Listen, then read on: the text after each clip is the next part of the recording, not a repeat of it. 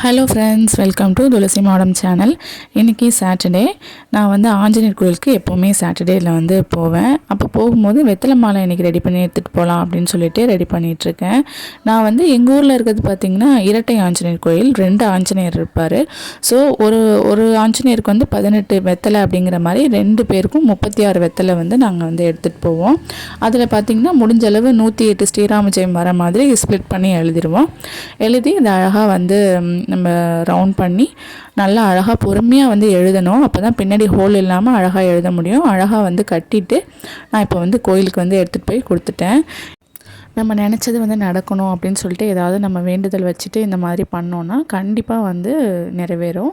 நீங்கள் இந்த மாதிரி பண்ணியிருக்கீங்களா? உங்களுக்கு அந்த எக்ஸ்பீரியன்ஸ் இருக்கா? உங்கள் ஊரில் இருக்கிற ஆஞ்சநேயர் நேம் என்ன அப்படின்னு சொல்லிட்டு கமெண்ட் செக்ஷனில் வந்து சொல்லுங்கள். இந்த வீடியோ பிடிச்சிருந்தா லைக் அண்ட் ஷேர் பண்ணுங்கள், சப்ஸ்கிரைப் பண்ணுங்கள். தேங்க்ஸ் ஃபார் வாட்சிங்.